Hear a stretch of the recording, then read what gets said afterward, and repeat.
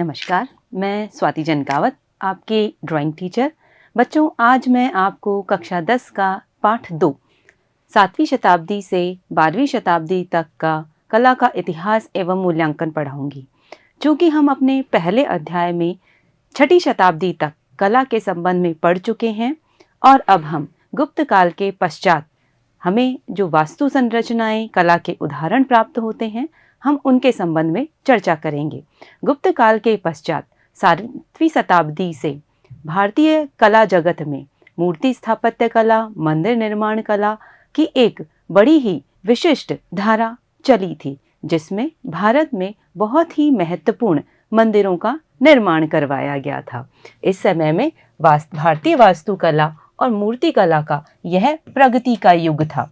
इस समय में इस 7वीं शताब्दी में भारतीय कला में पल्लव, चोल और दक्षिण भारत में होयसल साम्राज्य तथा पूर्वी भारत में पाल, सेन और गंगेज वंश उत्पन्न हुए और इन सभी वंशों ने भारतीय कला के विकास में अपना अतुलनीय योगदान दिया। इस समय में भारत में बहुत ही बड़ी विशाल मंदिर निर्माण परियोजनाएं प्रारंभ की गई थीं। हमारे दक्षिण भारत में उस समय में चोल राजवंश का आधिपत्य था। चोल राजवंश अपने समय का बड़ा ही सशक्त और समृद्ध साम्राज्य था। इस समय में बेजोड़ मंदिरों का निर्माण करवाया गया था। इसमें दो महत्वपूर्ण उदाहरण गंगकोट चोलापुरम का और दूसरा उदाहरण बृहदेश्वर मंदिर बहुत ही प्रसिद्ध है।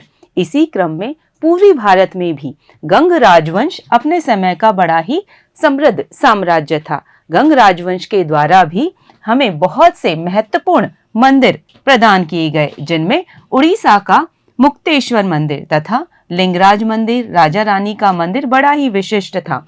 इनके अतिरिक्त भी हमें और भी बहुत से सुंदर मंदिरों के उदाहरण प्राप्त होते हैं, जिनमें कांचीपुरम, चेन्नई, भुवनेश्वर, बांकुरा, वेलूर और हैलेविद में हमें बहुत ही सुंदर मंदिर देखने को मिलते हैं। इनके अध्ययन हेतु हम कुछ उदाहरण रखते हैं ताकि हम इस पाठ का और इस समय की 7वीं से 12वीं शताब्दी की कला का मूल्यांकन कर सकें। बच्चों, पहला उदाहरण हम लेते हैं अर्जुन का चिंतन अथवा गंगा अवतरण। अर्जुन का चिंतन पत्थर से बनाया गया एक बड़ा ही विशाल आकार का शिलाफलक है। यह पल्लव राजवंश में बनाया गया था और 7वीं शताब्दी के मध्य बनाया गया। चेन्नई का यह एक बहुत ही बड़ा विशाल आकार का शिल्प का उदाहरण है। मामल्लपुरम में बना यह मंदिर 91 गुना 152, बहुत ही विशाल आकार, मानो एक पर्वत आकार का ये पूरा शिलाफलक है। हम इस चित्र को देखकर इसकी विशालता और गुणवत्ता का अंदाजा लगा सकते हैं कि किस प्रकार से मूर्तिकार ने यहाँ इस पहाड़ पर सुंदर विभिन्न मूर्तियों का अंकन किया है। ये मूर्तियां अलग अलग आकार प्रकार की हैं, बहुत ही बड़ी हैं तो छोटी भी मूर्तियां इसमें अंकित की गई हैं। यह जो शिल्प है यह चेन्नई के मामल्लपुरम से प्राप्त हुआ है और यह एकाश्म ढांचे का एक बहुत ही सुंदर उदाहरण है। बच्चों, एकाश्म का अर्थ क्या है? यह जो शब्द है दो शब्दों से मिलकर बना है, एक और अश्म। अश्म का अर्थ पत्थर से है। यहाँ पर एक ही पत्थर से यह संपूर्ण शिल्प बनाया गया है, इसलिए इसे एकाश्म शैली का उदाहरण कहा गया है। यह जो संपूर्ण शिल्प है इसमें मनुष्य और पशुओं को समूह में बनाया गया है। साथ ही साथ इस पूरे शिल्प के अंतर्गत मनुष्य पशुओं के अलावा देवी देवताओं, अर्ध देवताओं और योगियों की मूर्तियां भी अंकित की गई हैं। इसमें यह जो पूरा शिल्प था इसमें बीच में एक दरार बनी हुई है। इस दरार को कलाकार ने बड़ी ही कलात्मकता के साथ प्रयुक्त किया है। यहाँ इस दरार को गंगा जी के धरती पर अवतरण के रूप में दिखाया है। यहाँ पर गंगा के धरती पर अवतरित होने की यह पूरी घटना दिखाई गई, जिसमें भगवान शिव को अपने जटाजूटों में गंगा जी को संभालते हुए दिखाया गया है और इसमें जो भगवान शिव हैं उनका चतुर्भुजी रूप यहाँ दिखाया गया है।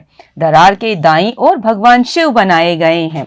भगवान शिव को त्रिशूल के साथ और उनके अनुयायियों के साथ यहाँ पर अंकित किया गया है। साथ ही साथ इस शिल्प के लिए कहा जाता है कि यह अर्जुन का चिंतन भी हो सकता है। बहुत से विद्वान हैं बच्चों जो इसे अर्जुन का चिंतन कहते हैं। अलग अलग विद्वानों ने इसके संबंध में अपना मंतव्य रखा, जिसमें एक मंतव्य था कि यह जो शिलाफलक है इसमें एक मनुष्य साधनारत बनाया गया है जिसे अर्जुन माना जाता है, और इस कारण से इसका दूसरा शीर्षक रखा गया अर्जुन का चिंतन। हम आगे बढ़ते हैं बच्चों। इस शिल्प की विशेषताओं को अगर हम देखें तो बड़े ही विशाल आकार में यहाँ मूर्तियों को बनाया गया। विशाल आकार होने के बावजूद भी ये मूर्तियां बड़ी ही कोमल और गोलाई लिए हुए बनाई गई हैं। इनकी सूक्ष्मता बड़ी ही विशिष्ट इस पूरे शिलाफलक को बना देती है। और इसके अलावा हम दूसरा उदाहरण लेते हैं बच्चों। अगला है गोवर्धन पर्वत का दृश्य। भगवान श्री कृष्ण द्वारा गोवर्धन पर्वत उठाते हुए शिल्प। यह जो शिल्प है यह होयसल काल में पत्थर द्वारा बनवाया गया था और यह बेलूर में बने हुए मंदिर से प्राप्त होता है। यह जो शिल्प है यह 3 फीट का है। 3 फीट के आकार की भगवान श्री कृष्ण की यह मूर्ति बनाई गई। इस चित्र को देखकर हम भगवान श्री कृष्ण की इस मूर्ति के संबंध में जानकारी प्राप्त कर सकते हैं कि कैसे इस समय में कलाकार ने बड़ी ही सूक्ष्मता से पत्थर पर भगवान श्री कृष्ण की इस जीवन घटना को यहाँ पर अंकित किया है। इसकी बारीकी और नक्काशी उस समय के मूर्तिकार की गुणवत्ता की कहानी कह देती है। यह जो दृश्य बनाया गया था यह होयसल युग में बनाया गया था और उस समय की वास्तुकला का ये एक बेजोड़ नमूना है। इस समय में जो मंदिर मूर्तियां बनाई गई वे सभी होयसल शैली में बनाई गई थी। होयसल राजवंश की राजधानी थी हेलेविद। हेलेविद भी अपने समय का एक बहुत ही सुंदर नगर था। इसे द्वार समुद्र भी कहा जाता था। साथ ही साथ होयसल काल में यहाँ पर एक बेलूर इनका नगर था जिसमें बहुत ही सुंदर मंदिर बनाए गए थे। अभी जो हमने दृश्य देखा गोवर्धन पर्वत उठाते हुए श्री कृष्ण का, वह मूर्ति शिल्प भी हमें बेलूर के ही मंदिर से प्राप्त हुई है। यहाँ पर आदिकालीन मंदिरों की बहुत सी संरचनाएं मिलती हैं। यह जो शिलाफलक था भगवान श्री कृष्ण का गोवर्धन पर्वत उठाते हुए, इसमें बड़ी ही अलंकृत और क्लिष्ट मूर्तियों का सूक्ष्म दृष्टि से अंकन किया गया है। यह होयसल नक्काशी का सर्वश्रेष्ठ उदाहरण है।